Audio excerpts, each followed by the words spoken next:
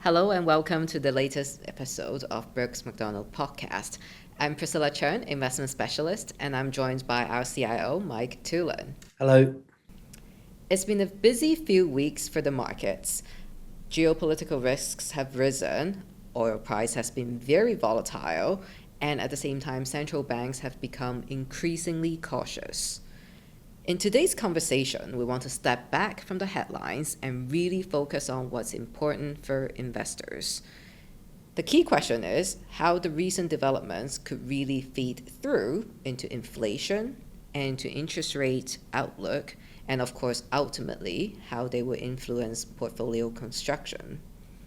This isn't really about predicting the next move in the market. It's really about understanding the forces at play and how to stay disciplined in this uncertain environment. So let's start with geopolitics. We've seen an increasing risk around the Strait of Hormuz, which is a very critical shipping choke point. And of course, we've seen escalating threats when it comes to, attacks on energy infrastructure. Oil prices have actually breached levels that was last seen in 2022, and price actions have been very, very volatile recently. The backdrop feels very unsettling, I have to say, and it naturally raises a lot of questions for investors. So, Mike, what's your interpretation of this? Well, there's been a huge amount of volatility, as you touched on, in asset prices over the last few weeks. Um, and the moves are very violent, actually. We've just earlier seen quite a sharp move down of about $15 or $16 in the price of a barrel of oil. Equity prices move in the opposite direction. But what we've seen since the start of the conflict is basically bond yields have risen about 0.8% or so on a two-year gilt, about 0.4% on a two-year treasury. We've seen equity markets falling around the world. Gold, which is normally a safe haven asset in wartime, that's fallen as well. Perhaps a reflection. There's quite a lot of speculative money probably in that, the way it moves so sharply upwards in 2025.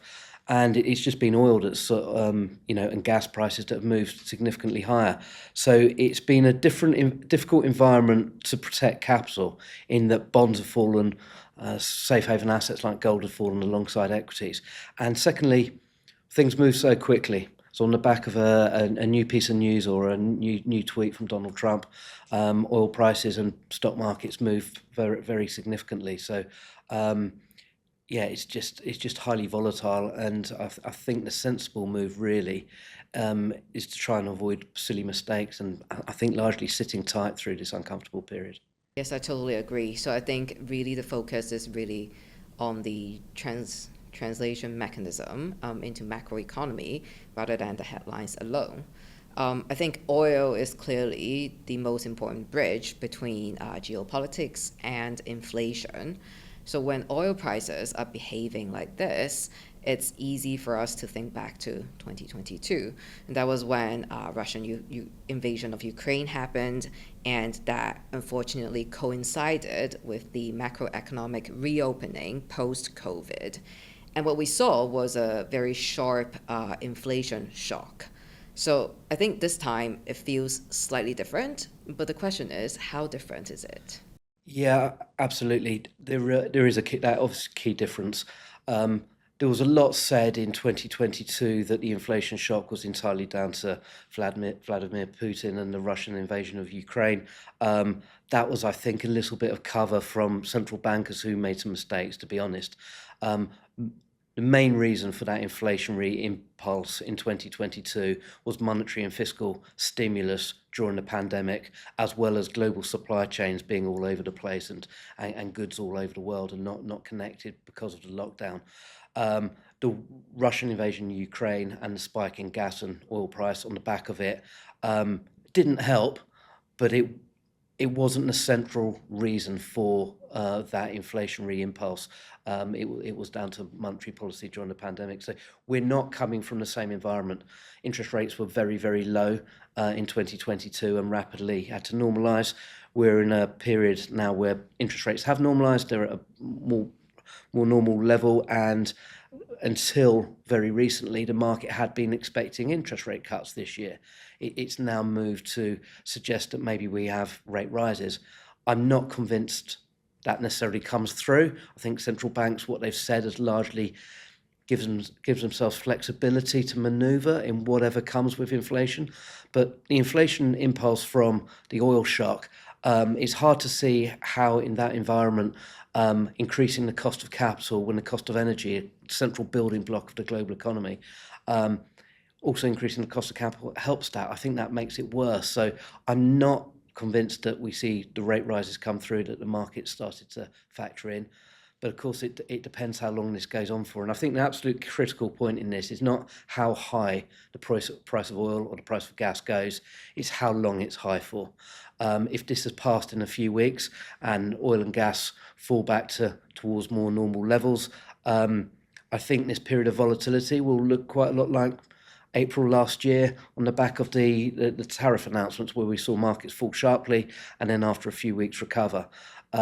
If this conflict carries on longer term and Strait of Hormuz stays essentially closed and the price of oil stays, up around $100 or above it for a prolonged period, then the economic outlook is much worse.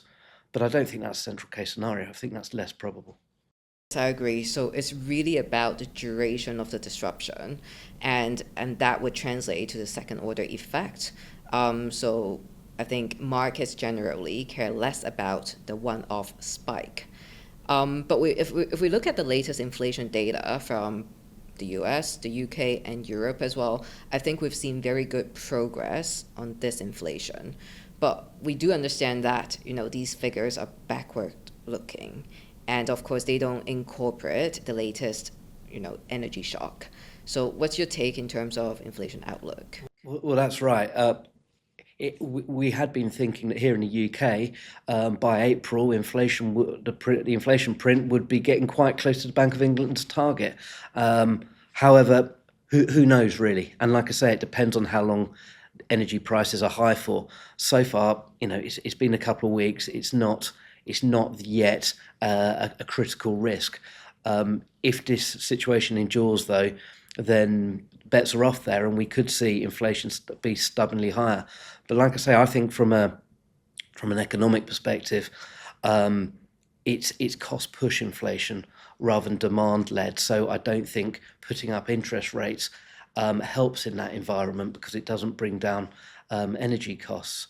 So you just end up with, in that environment, you'd end up with a slowdown in the economy and reduce demand destruction.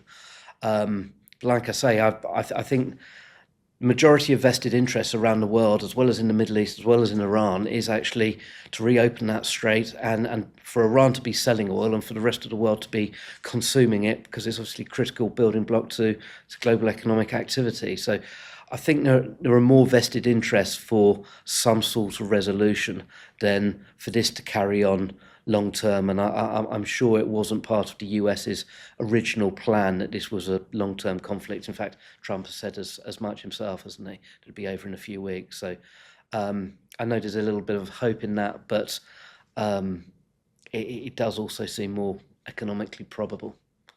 I do completely agree with that. I think the current tension, the war that we're seeing right now, I think it will be relatively short-lived in the grand scheme of things.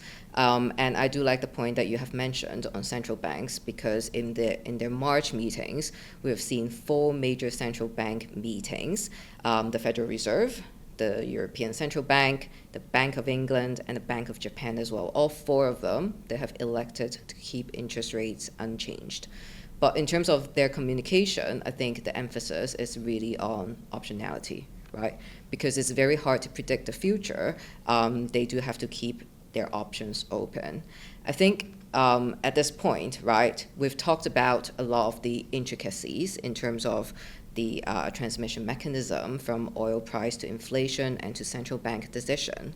But what about, in terms of portfolio constructions? What is your priority right now? Well, as I said, most asset classes have actually had a tough time of it. But as is always critical and key, number one, diversification. Be very well spread and not too focused or concentrated in any one area, whether it be a region or sector of the market or asset class. And secondly, as you know from these podcasts, we're always talking about valuation and trying to be more exposed to cheaper areas of the market. What that should mean is in any sort of downturn, cheaper assets should fall less than more valued assets. I think that's one of the reasons gold has been quite weak over the last few weeks. It should theoretically do well in a time of conflict, but I think it's probably a reflection. There was a fair bit of speculation in that price.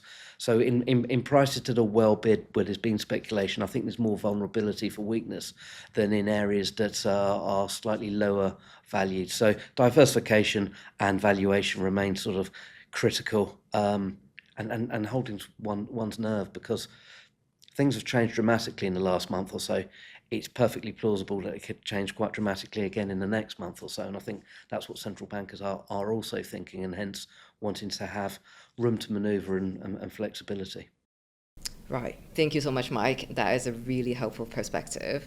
I think the key message for today is not to react to every incremental headline, but to remain focused on building resilient and well-diversified portfolios that can withstand different economic outcomes. Periods like this reinforce the value of discipline, balance, and a long-term perspective. So thank you so much for tuning in today. We'll be back next time with more conversations on the market. And for more information, please go to brooksmcdonald.com.